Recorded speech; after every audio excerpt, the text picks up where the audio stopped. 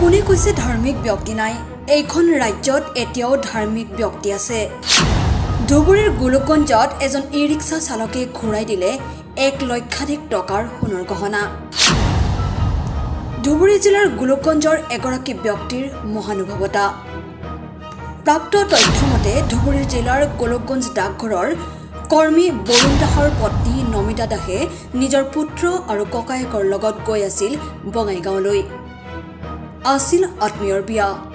Rail ষ্টেচনলৈ যাবলৈ উঠিছিল ই ৰিক্সাত। ৰেল ষ্টেচন পাই নামি গ'ল ই ৰিক্সাৰ পৰা, কিন্তু এৰি গ'ল সোণৰ গহনা আৰু টকাৰ বেগ।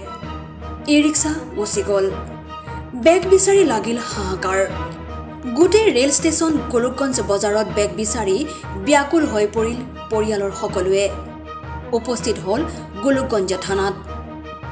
ইতিমধ্যে ই ৰিক্সা চালক সঞ্জয় চন্দে বেগ পাই উপস্থিত হ'ল গোলকগঞ্জ থানাত। আৰক্ষীৰ হাতত জমা দিলে লক্ষাধিক টকাৰ সোণৰ গহনা আৰু টকাৰ বেগ। আৰক্ষীয়ে সকলো চালি জাৰি চাই বেগ গতাই দিলে বৰুণ দাসৰ পত্নী নমিতা দাসৰ হাতত। ঠিক 1 ঘণ্টামান আগত এই মহিলাজনী থানাত আহি একদম মানে সেন্সলেস হৈ গ'ল, পৰি গ'ল, কান্দা কাটি। কি হ'ল ধুনীয়াকৈ সুধিলোঁ, গম পালোঁ যে এনেকুৱা তেখেতৰ এই 10,000 কেশ ৰুপিজ, লগতে গম পাইছে কিমান সোণৰ গহনা আছে। এই গহনালৈ মানে তেখেতে ঠিক আমাৰ থানাৰ আগৰ পৰাই বোলে উঠিছে। গৈ থাকোঁতে তেখেত ষ্টেচন পালে, নামিলে, কিন্তু বেগটো ল'ব পাৰিলে। মানে মই লগে লগে আমাৰ কম্পিউটাৰক মাতিলোঁ। CCTV চেক কৰি থকা অৱস্থাত আমিও পালোঁ। তাৰপিছত ওলাই গ'লোঁ, অলপমান দেখিলোঁ এই আমাৰ এই খুব গুড মানুহ এজন, এই টটোৱালা, কি নাম সঞ্জয় কেবলৰ মালিক, তেখেতে মানে থানালৈ আহি আছে। মানে তেখেতৰ টটোতে উঠিছিল। পিছত বস্তুখিনি ৰিকভাৰ কৰা হ'ল আৰু ধুনীয়াকৈ সমজাই দিলোঁ। বহুত ভাল লাগিছে। এতিয়াও সততা মানুহ আছে দুনিয়াত। এইটোতো আৰক্ষীও এইটোৱে বিচাৰিতো। আৰক্ষীৰ মেইন কাম হ'ল মানুহৰ লাইফ এণ্ড প্ৰপাৰ্টি চিকিউৰিটি দিয়া কাম। যিয়ে নহওক আমি এইবিলাক কৰি থাকোঁতেই ৰাস্তাত ওলালোঁ, টটোৱালাও আহি পালে, বেগটো থানাত দিলে, চালোঁ আৰু তেখেতক নিজে আইডেণ্টিফিকেশ্যন কৰিলে এইবিলাক বস্তু তেখেতৰ হয়। এতিয়া বস্তুবিলাক তাই লৈ যাব।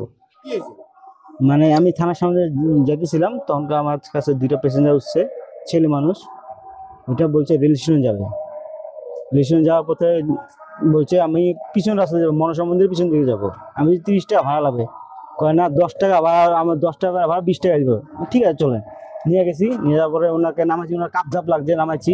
তারপরে আমিও কাপঝাপের মধ্যে মানে এখান থেকে বেড়ায় আসছি। বেড়া আসার পরে দেখছি 4 প্যাসেঞ্জার হচ্ছে, 1-2টা। আমি 4 প্যাসেঞ্জার গেলাম, পরে 4 প্যাসেঞ্জার ব্যাগটা কার? ওই ব্যাগ আমার ব্যাগ। আমি বলছি আমার ব্যাগ। তখন আমি জানি যে ওনার ব্যাগ না এটা। উনি যখন বলছে যে ব্যাগটা কার, তার মানে আমার ব্যাগ। আমি বলছি আমার ব্যাগ। ব্যাগটা নিয়ে আমি সামনে নিয়ে 4 থেকে এখানে আসি। আসার পরে আমি চিনছি যে লোকটাকে, আমার চিনা জানা লোক, মানে আমার মানে প্রতিবেশী, মানে আমার পাড়ার অন্য সাইডে এক বাড়ি, আমি চিনি লোকটাকে। আমি ওই বাড়িতে গেলাম, যাওয়ার পর বাড়ি তালা মারা। তারপর ডাইরেক্ট আমি থানার মধ্যে আসি। বাড়ি আমি চিনি, হ্যাঁ ব্যাগ নিয়ে বাড়িতে গেছি, ডাইরেক্ট বাড়িতে তালা মারা। তারপরে আমি থানার মধ্যে এসেছি। থানার মধ্যে এসে ভাবছি ব্যাগটা জমা দিব, তখন দেখি এখানে সব এই কাহিনীটা। হ্যাঁ না, প্রথমে অন্য বাড়িতে গেছি আমি, তারপরে যা আমি থানার মধ্যে আসছি। হ্যাঁ এখানে এটাই। ব্যাগটা ছিল ওই যে বললাম নাম বরুণ দাস। মানে আমার ছেলে, আমার দাদা ভাই, ওরা বঙ্গাইগাঁও, আমরা সবাই বঙ্গাইগাঁও যাব। তো বঙ্গাইগাঁও যাব, ও ডেমোতে যাবে, তো ওরা ওদেরকে আগে পাঠিয়ে দিল। তখন বলছে যে, আমি বললাম যে চলে এসছে ট্রেন। বলছে হ্যাঁ, তাহলে তোমরা ওঠো, তোমরা গিয়ে টিকিটটা কাটো, আমরা আসছি। যে এই কথা বলেছে, ওরা এসছে। ওরা ওই এইখান থেকে টোটোতে উঠেছে, উঠে গিয়ে স্টেশনে নেমেছে। নেমে গিয়ে ব্যাগটাকে আর নেয়নি, ব্যাগটাকে ওই টোটোতেই ছেড়ে দিয়েছে। আর ওরা যখন আমি আবার স্টেশনে পৌঁছে গেছি, তখন আমি বললাম 2টো ব্যাগ, আরেকটা ব্যাগ কোথায়? বলে লাল ব্যাগটা নামাইনি, ওই টোটোতেই আছে। ব্যাস তখন থেকে আমি ঘাবড়ে গেছি। মানে বুঝতেই পারছেন কেমন লাগছে। তারপর যে যার কাছে ছিল সে খুব ভালো ছেলে, ও আবার রিটার্ন আমার বাড়ি নিয়ে গেছে, গিয়ে দেখে তালা মারা, নিয়ে তারপর আবার এখানে থানায় এসছে। আমি আবার থানায় এসছি, সিসি ক্যামেরা আছে এখানটায়, যদি এখান থেকে যদি কোনো প্রুফ পাওয়া যায় সেজন্য এসছে এখানটায়। তারপর মানে প্রুফ দেখতে দেখতে, সিসি ক্যামেরা দেখতে দেখতে ও চলে এসছে এখানটায়, জিনিস নিয়ে সব পেয়ে গেছি।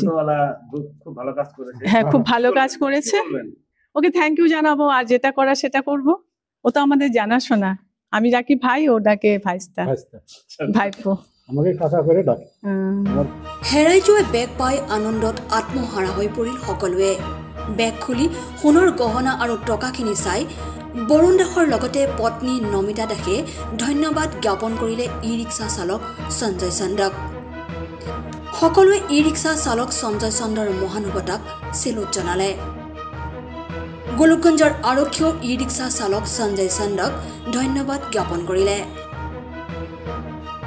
গৌৰীপুৰৰ পৰা চাহাবুদ্দিন মোলাৰ ৰিপৰ্ট, অপৰূপা টিভি। প্ৰিয় দৰ্শক, আপোনাক অপৰূপা টিভিৰ তৰফৰ পৰা বিনম্ৰভাৱে অনুৰোধ কৰিছোঁ, এই চেনেলটো আপুনি ছাবস্ক্ৰাইব, শ্বেয়াৰ, ফলোইং, লাইক আৰু কমেণ্ট কৰি লগতে কাষতে থকা বেল আইকনটো ক্লিক কৰি আমাক আপুনি সহায় কৰে যেন। আপোনাৰ এই সহায় সহযোগিতাই অপৰূপা টিভি চেনেলটোক জীয়াই ৰখাত বিশেষভাৱে সহায় কৰিব। যদি আপুনি অপৰূপা টিভি চেনেলটোক ফেচবুক, ইউটিউব বা ইনষ্টাগ্ৰামত সদায় চাব বিচাৰে, তেন্তে আপুনি এতিয়াই চেনেলটো ফলোইং, ছাবস্ক্ৰাইব আৰু লাইক কৰি ওচৰতে থকা বেল আইকনটো বজাই দিয়ক আৰু অপৰূপা টিভিক সদায় উপভোগ কৰক। আপোনালোকৰ মৰম আৰু আশীৰ্বাদে অপৰূপা টিভিক আগুৱাই যোৱাত যথেষ্ট সহায় কৰিব। আমি সদায় প্ৰতিশ্ৰুতিবদ্ধ, ৰাইজৰ পক্ষত থাকি ৰাইজৰ হকে আৰু সমাজৰ উন্নতিৰ হকে কাম কৰি যাম। বিশেষ জানিব লগা থাকিলে প্ৰিন্স কাশ্যপ, পৰিচালন সঞ্চালক তথা মুখ্য সম্পাদক অপৰূপা টিভি, মোবাইল নাম্বাৰ 8135819868 নম্বৰত যোগাযোগ কৰিব পাৰিব। ধন্যবাদ।